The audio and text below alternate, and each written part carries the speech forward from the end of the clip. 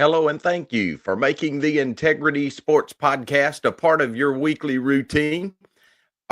Our show each week is brought to you by our friends at Harper's Tree and Stump Removal. If you have tree removal or stump removal needs, Harper's Tree and Stump Removal has you covered.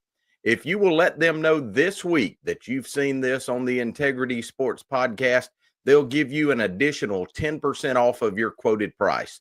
Give Keith a call today at 229-314-2048 or at 229-938-2412.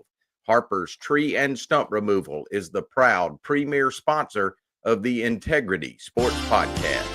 Welcome to the Integrity Sports Podcast, covering local sports in the Southwest Georgia area, creating content that is factual, positive, and informative, promoting efforts by athletes, coaches, and sports administrators. Now, here's your host, Tim Estes. Thank you for joining us today on the Integrity Sports Podcast. Our program is available each week on Facebook, YouTube, LinkedIn, X, and several other social media platforms. Remember to like and share this video with your friends. And if you're watching today on YouTube, make sure and hit the subscribe button for us. We've got a great show lined up for you today. The voice of the Panthers, Donnie McCrary, joins us. Donnie, and we've been friends for a long time. I'm looking forward to this. Thank you for joining me today. Well, there's no problem with doing it. I've been glad to help you out no matter how things go. I'm glad to talk about Panther football and things since I have been doing Panther football for you. Absolutely. Donnie, you've been doing this a good while, about 50 years now.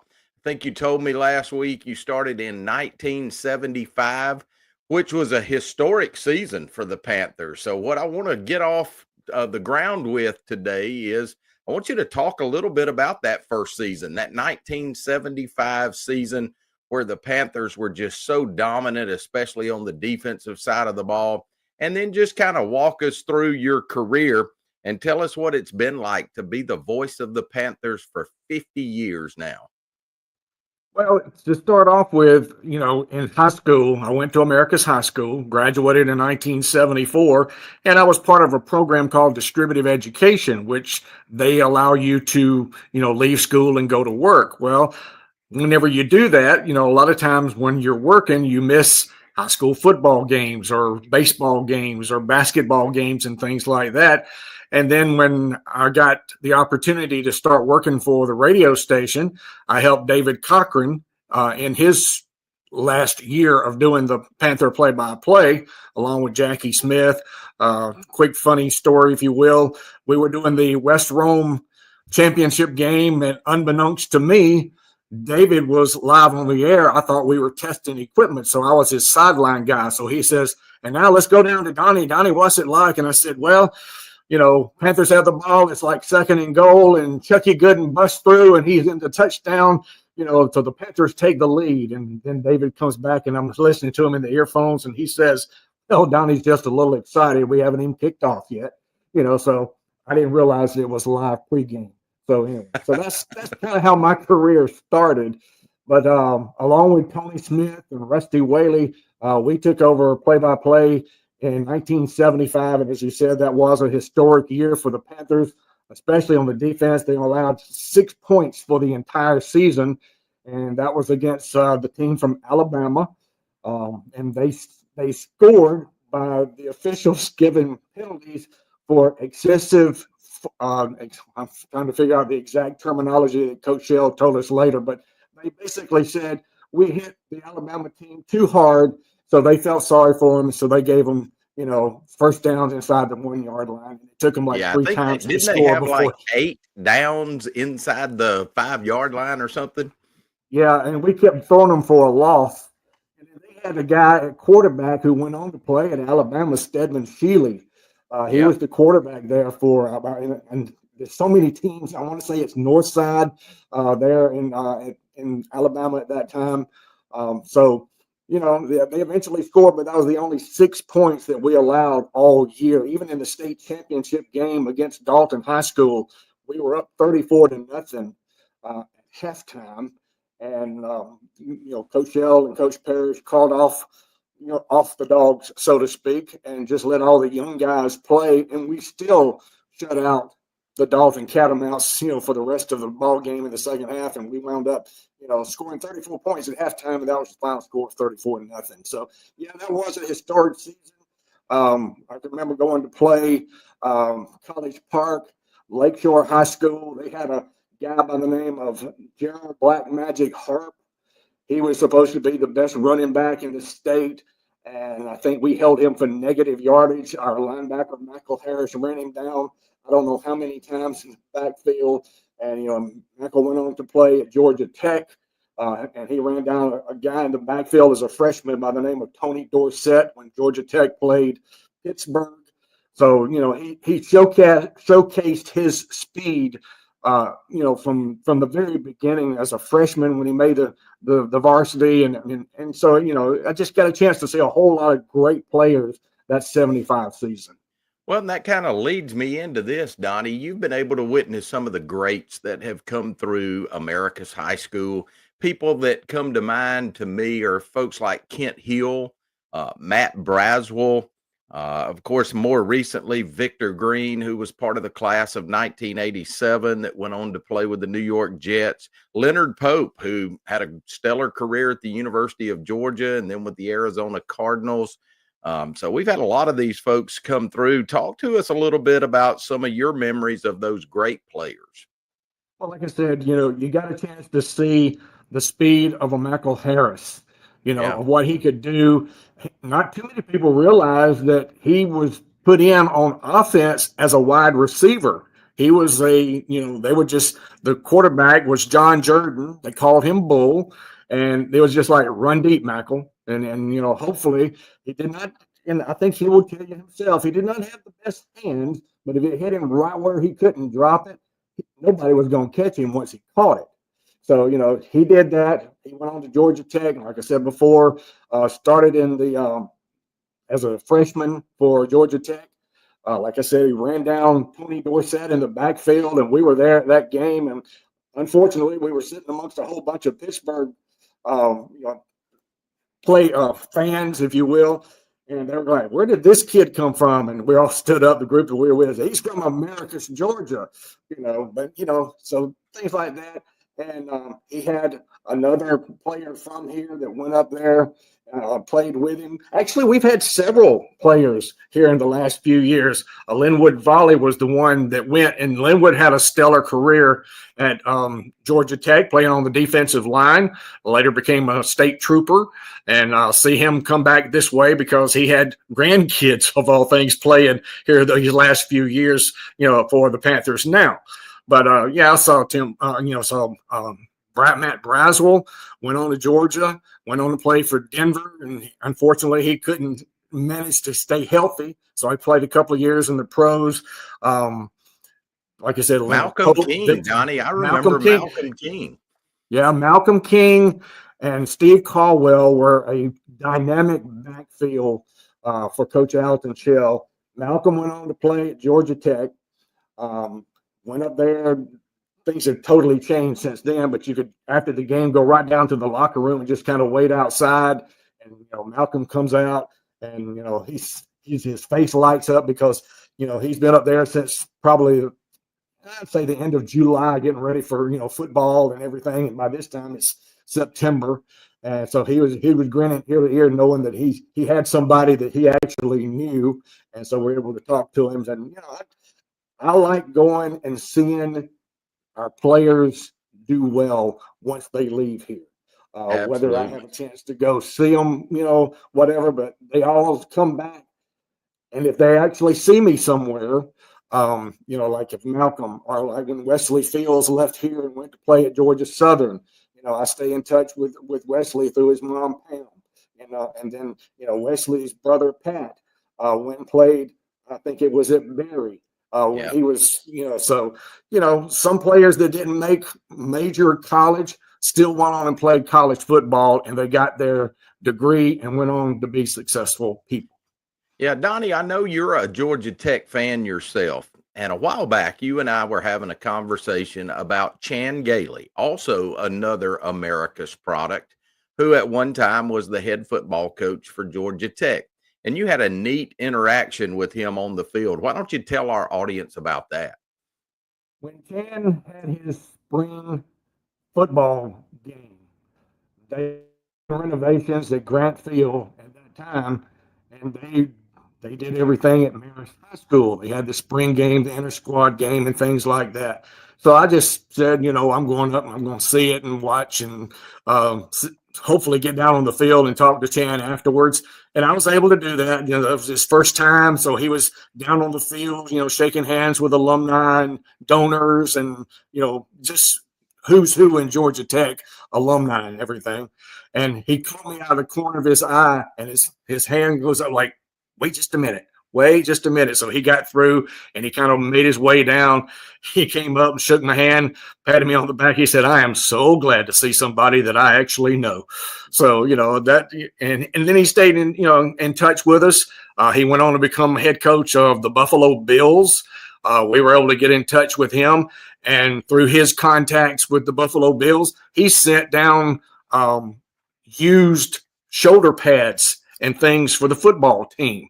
So they did not have to undergo that expense of buying new equipment. They had used, but still probably better than brand new shoulder pads and things like that Coach Gailey sent, to the high school. So, you stay in America's Panther. Like I said, if it happens in Vegas, it stays in Vegas. If you're a America's High graduate, you always go back and help your America's High teams.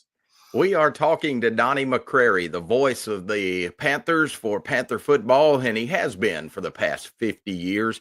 Our show today is brought to you in part by Carter's Fried Chicken. They're located at 206 Tripp Street. They offer breakfast, lunch, and supper. Owner Mike Shadows and his staff support all of our local area teams, and they've been feeding Southwest Georgia for more than 30 years.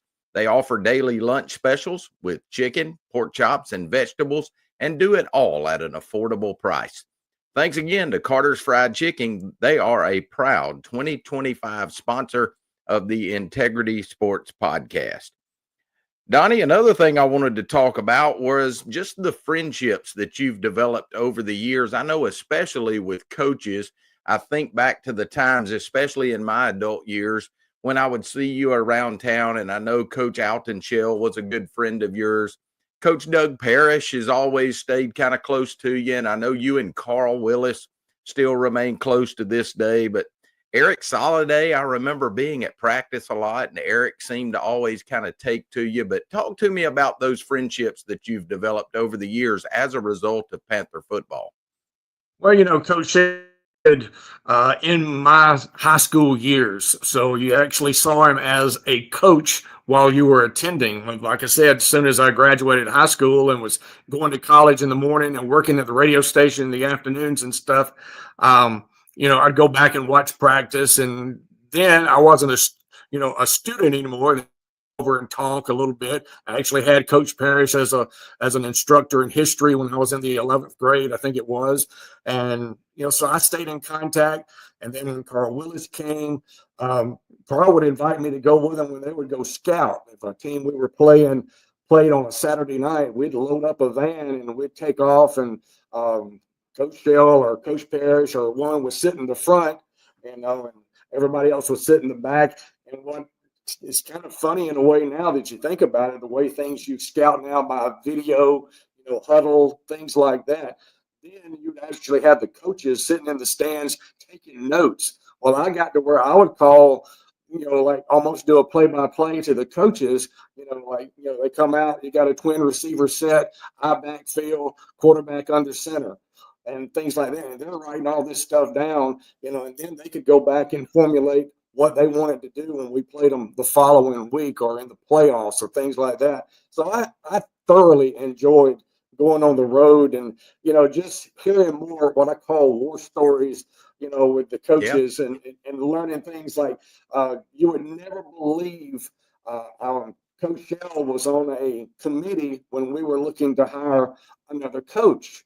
And, so Coach Shell and Coach Jimmy Hightower me and a couple of teachers from the system were all in there, and in between interviews with potential candidates, Coach Shell and Coach Hightower would just tell stories about Bear Bryant, what they went through, and things like that. When Coach Shell played at Auburn and then playing Alabama, and they were a hoot. Even the teachers that had no idea, they were busting out laughing, just listening to these stories. And to them, they were just talking about things that actually happened, and everything else sounded like, oh gosh, he just made this up. But no, this actually happened to Coach Shell and Coach Hightower in their earlier years.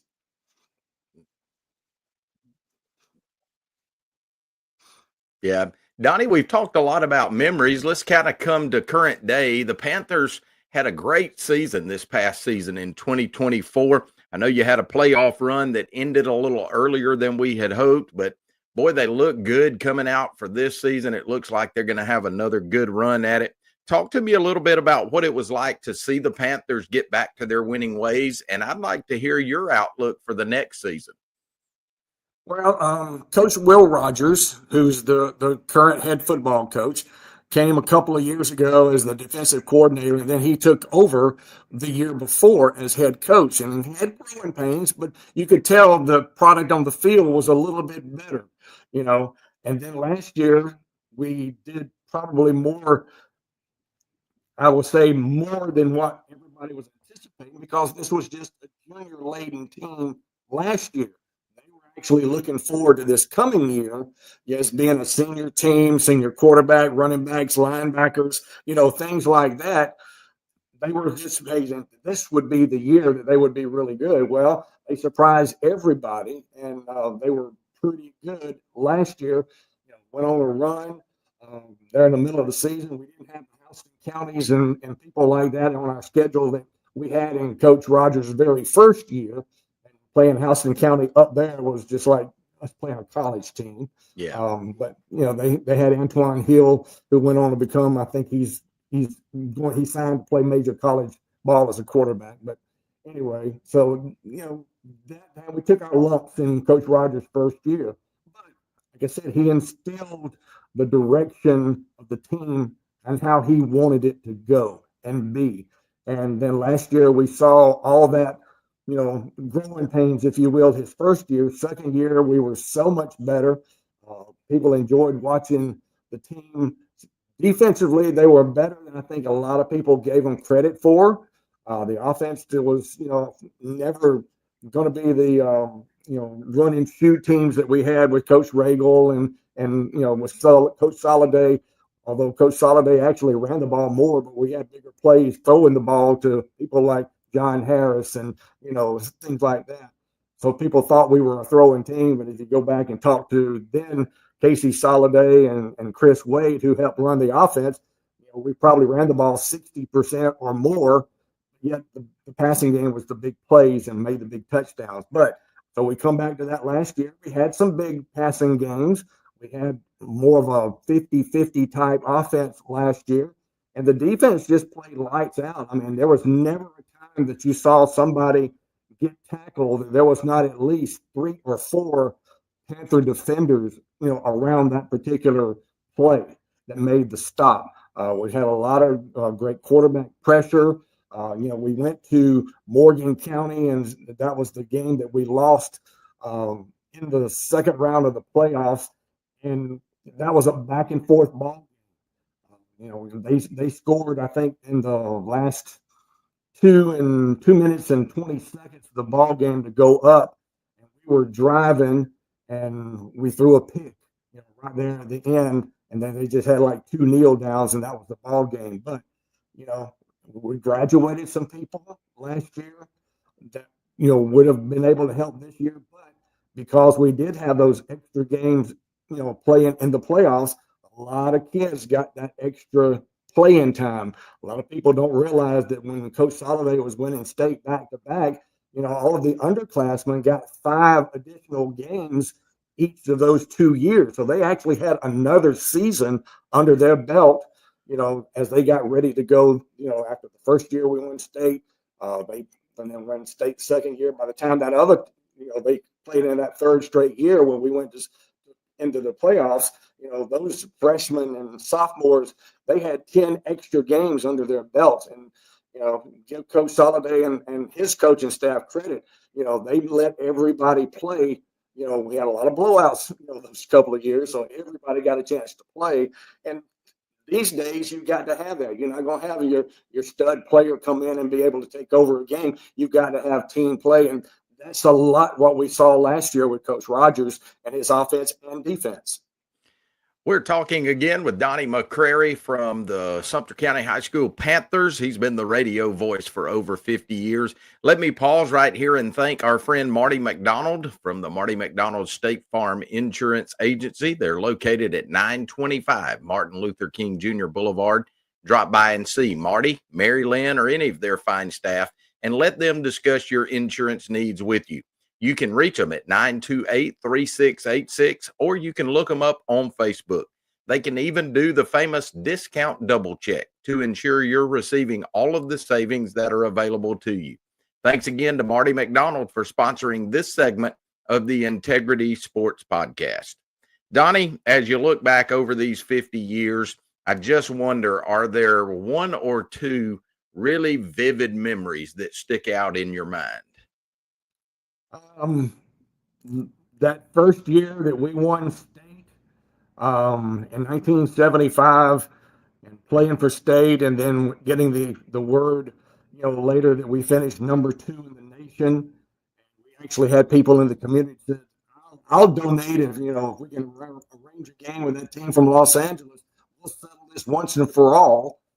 But that, of course, you couldn't do it because of Georgia high school rules and stuff like that. Can now because ESPN sets up these games, but that was something unheard of. But again, you had a lot of great community spirit that wanted to see that happen, to see what the outcome was going to be. That sticks out in my mind. Some plays, we were playing East Coweta. We were winning, and their coaching staff noticed that one of our players was not wearing his hip pad or his butt pad, at that, whatever you want to call it now. Yeah. And so they pointed it out to the officials at a crucial time late in the ball game, and brought it to the officials' attention. They called a penalty, moved them after I think we had stopped them. They moved the ball, they picked up a first down, and then the quarterback threw like a Hail Mary, and our guy goes up to knock it down, and he didn't time it. So their guy caught it and, tippy-toed into the end zone for a come behind win for East Coweta.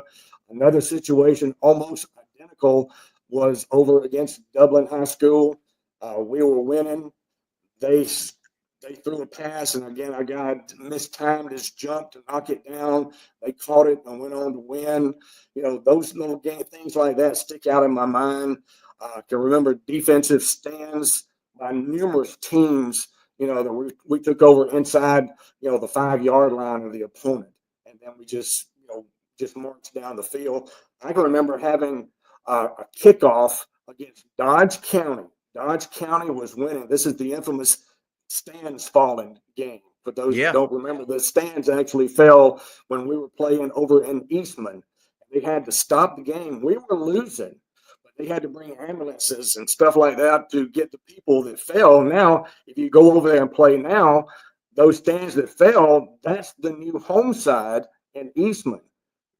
The visitors are now on the old home side, but it was rickety stands, and we had just scored to cut it in half to 14-7, and people were jumping up and down on those wooden stands. And I think I remember saying to somebody next to me, if y'all don't quit jumping, these things are going to fall. And as soon as I said that, those stands just kind of started tilting. I jumped off. I was like on the second row. So I jumped off, but there were people that got hurt. Coaches were able to get together. We had not really 100-yard kickoff return. The player, I think it was Victor Mann, his heel was just above the goal line. So they said he's not in the end zone. He returned the kick, tied it up 14-14. We won the game 21-14, scoring later in the second half. Coaches made great, some adjustments to what Dodge County had been doing in the first half and didn't do anything in the second half. Those games like that, those are in my mind. Yeah, Donnie, I tell you the memory I really have of one of your radio calls. When I was in college, my brother Steve was the quarterback for America's High School, and I would try to come back every weekend. For some reason, I couldn't come back the weekend that we played Jackson High School, and we came back in the last drive of the game to win it. And my dad went by and got you to put that call on a cassette tape and sent it to me. And I've been around you in radio for a long time. I've enjoyed a lot of your calls, but you could tell, boy, you were really on it that night. Your timing was good, your excitement was good, but you really described the play so that everybody listening kind of could get pumped up. So I've always enjoyed that. That's been one of my favorite memories about you. Donnie, one of the things I do every week is, as we get ready to wrap this thing up, I try to ask my guests about the folks behind the scenes that really are an encouragement to them. You do more than sports. You're at the radio station every morning before the crack of dawn, and it's a grind sometimes, and I get it. And there's got to be people behind the scenes that lift you up and that encourage you. Tell us who those folks are for Donnie McCrary. Well, it all started out when I first got hired by the radio station. My dad would, videotape, or not videotape, he'd record it on cassette, and he would play back me actually on the air. So he would let me listen to myself and critique, being a disc jockey at that time. And he'd do the same thing. He started recording the football games, and critique that. So my dad and my mom were both, who are no longer with us, and we miss them dearly. They were a big part of it early. People that helped out on the football broadcast early, Tony Smith, Rusty Whaley, been numerous people that have been my sidekicks over the year, but Doug Gooden has been a sidekick for a good number of years. This past year, we picked up Logan Luton. Yeah, excellent job, and Logan himself's going to do a good job if he sticks to this and sports broadcasting. Of course, there's always been the people at the station. I want to thank Bob Lashley for giving me a chance to actually work. Because I graduated with his daughter Linda. She said, "Daddy's looking for help. I think you should go. See if you can work at the radio station." Well, I want to thank her for putting me in the right direction. And like I said, I think it's in like June 4th, we'll start my 51st year at the radio station. So I'm just thrilled at all these people here lately. I've got somebody that's in my life that's kept keeping me straight and narrow. That's Adair Hoffman. I want to thank her. She's the one that says, well, if you need to do this, you need to do this, and don't worry about, being over here, us going somewhere. If you've got to work, go to work and get it done. So, just things like that. Those people, my brother, sister-in-law, Nelson and Faye McCrary, they would, if I had to be on the road to do a football game when my mom was not in the best of health, they would make sure that they were in town. And then if they wanted to go somewhere, I make sure I was in town and things like that. So there's been a lot of family and close friends. Coach Carl Willis, have lunch with him almost on a weekly basis whenever we can. And when he's still not coaching somewhere, he's always been real positive. We ought to do this next time. Or, maybe if you had a sideline guy that talk to the coach. And, I just want to thank the coaches themselves. yeah. None of them ever said, no, we don't want to talk to, we don't want you on the sidelines talking to the players or anything like that. Nobody has ever said no, except one time in Cairo when we were trying to set it up. This is when David Cochran was still there. I was a sideline guy, and we were having trouble with the microphone. So I walked over to the Cairo sideline because I was closer to the press box, and their coach ran me off the sidelines. He didn't want me over there getting information from the Cairo sidelines to give back to our coaches, but he didn't understand what we were doing because David Cochran was ahead of his time, trying to be sideline reporters and things like that. So that's the only time I've actually had somebody say, no, I don't want you on the sidelines. But, I want to thank the coaches for doing all that. Even the opposing coaches, when we go, on the road, they're more than grateful for us to be there and just bring everybody, good high school football broadcast. Donnie, it's been a lot of fun to have you on. We certainly appreciate all you've done for Panther football over the past 50 years. And I look forward to hearing you again this year. It's going to be a lot of fun. But again, Donnie, thanks for joining me. Keep up the good work. Thank you, Tim. I've enjoyed it, and kind of walking down memory lane. It kind of gives me hope for coming into this new season just around the corner. Be here before you know it. That's right. And we appreciate you for watching the Integrity Sports Podcast. We want to thank our sponsors, Harper's Tree and Stump Removal, Carter's Fried Chicken, and Marty McDonald State Farm. Please remember to like and share this video, and join us again next week. For my friend, Donnie McCrary, I'm Tim Estes. Thanks for watching. So long, everybody.